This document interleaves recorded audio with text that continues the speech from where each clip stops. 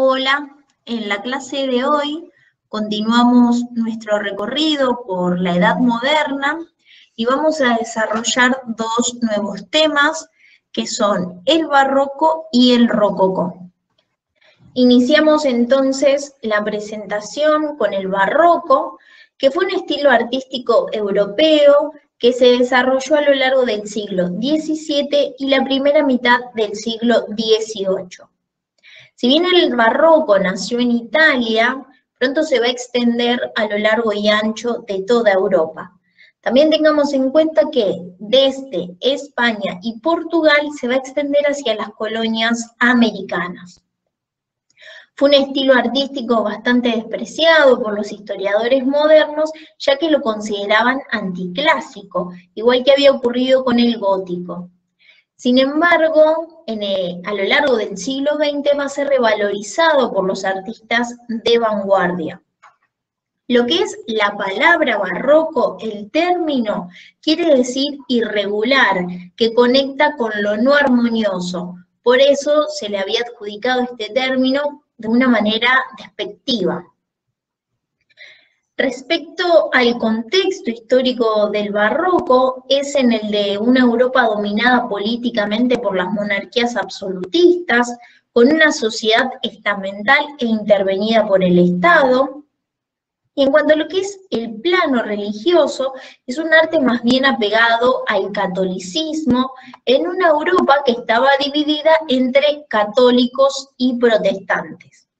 Vamos a tener en cuenta entonces que el arte barroco jugó un papel importante en los conflictos religiosos de ese periodo.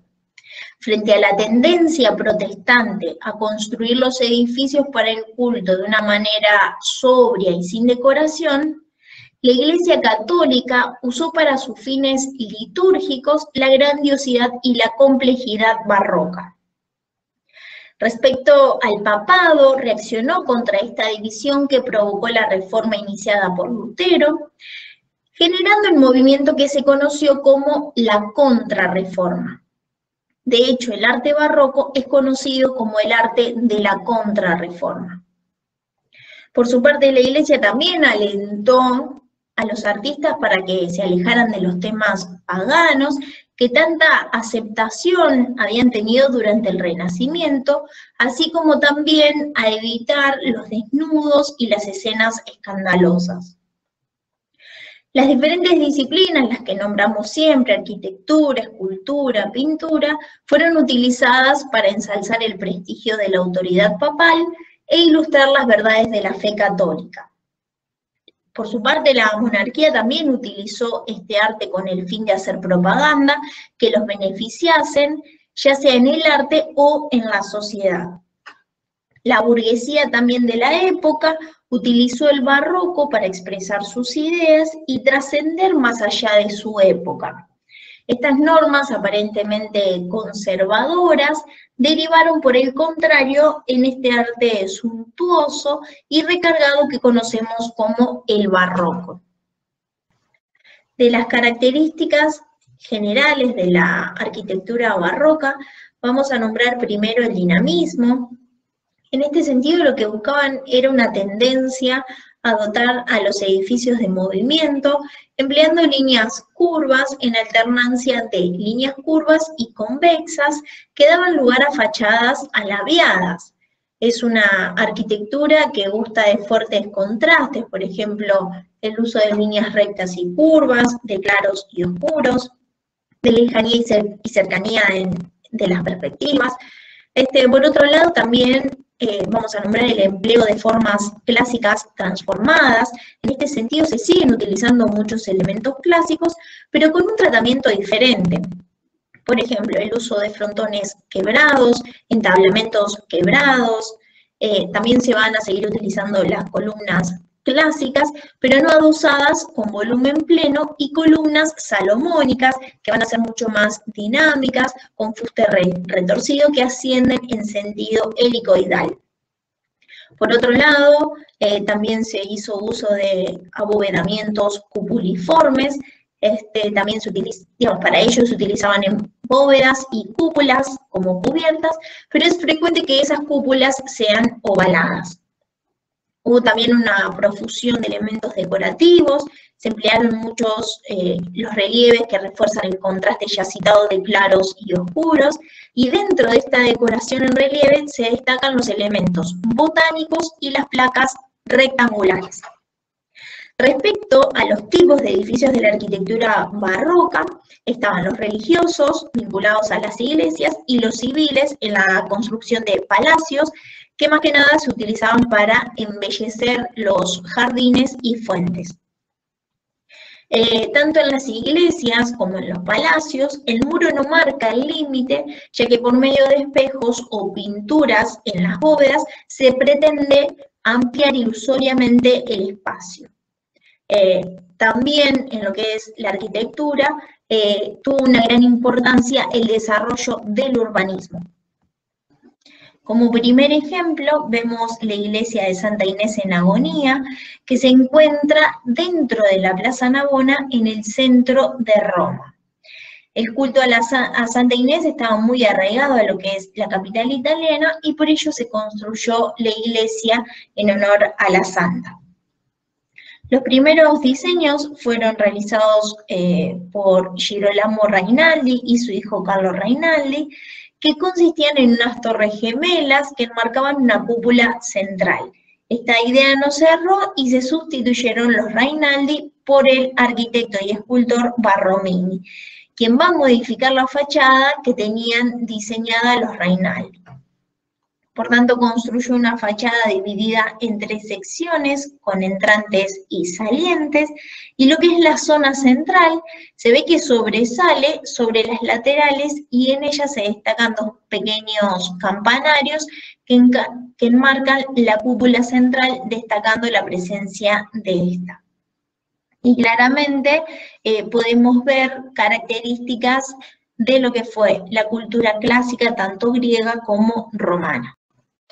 La Basílica de Santa María de la Salud está ubicada en Venecia, y en lo que es el exterior se destaca por la riqueza de las fachadas, que están adelantadas respecto a la iglesia y con interesantes juegos de claroscuros que están formados por entrantes y salientes.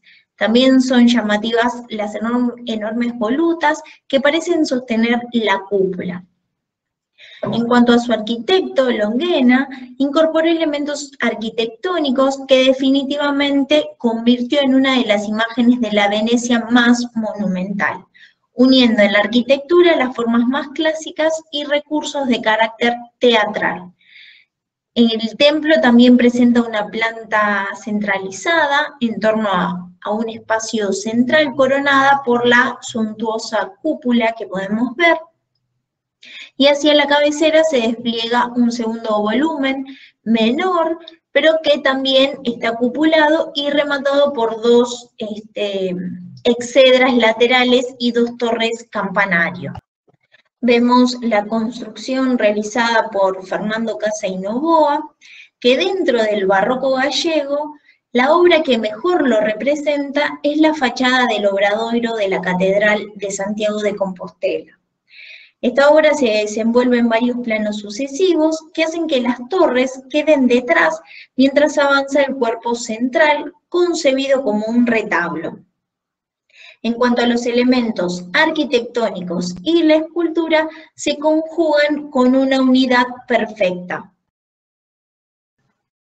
Las características de la pintura barroca son naturalismo, que desemboca en el realismo. Se van a representar todo tipo de realidades, tanto lo bello como lo feo, lo agradable como lo desagradable. Va a haber también un protagonismo del movimiento, por tanto la línea va a ser abierta.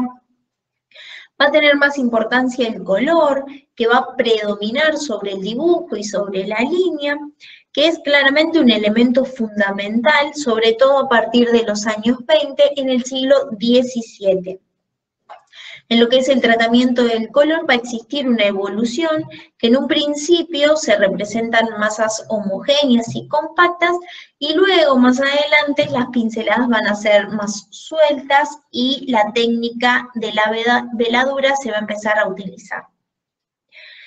Por otro lado, también va a haber una mayor relevancia de la luz, pueden existir grandes contrastes que llevarán al tenebrismo. Es un tipo de luz que es utilizada para resolver el problema de la representación del aire, que corre entre las figuras y los diferentes planos. Con ello se pretende plantear la perspectiva aérea, y se va a utilizar la luz y la sombra que dibujan el contorno y los planos. Va a haber una profundidad continua, muy natural y realista, y las figuras se van a fundir con el ambiente. Las composiciones van a ser asimétricas, no va a haber orden, y en este sentido hay un antecedente en el manierismo de Tintoretto, y se va a preferir lo que es la línea diagonal. En cuanto a los temas de la pintura barroca, van a ser hechos religiosos, especialmente místicos, vinculados a visiones, a milagros, y también martirios de santos. En estas pinturas suelen aparecer elementos que realzan el dramatismo sagrado, como nubes, ángeles, fuertes fuentes de luz, demás. También entre los temas van a estar los pasajes mitológicos, que aparecen frecuentes desnudos, va a haber paisajes donde no aparecen figuras como único tema, pueden ser paisajes urbanos o rurales.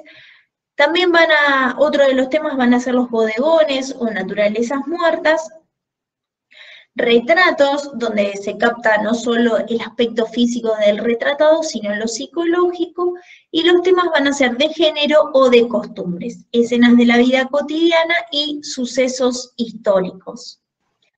Vemos La Piedad de Aníbal Carracci, un cuadro armónico y de composición sencilla como cualquier pintura renacentista, pero que tiene algo novedoso y es la forma en que cae la luz sobre los cuerpos. La manera de provocar emociones gracias a los efectos de la luz es algo totalmente barroco.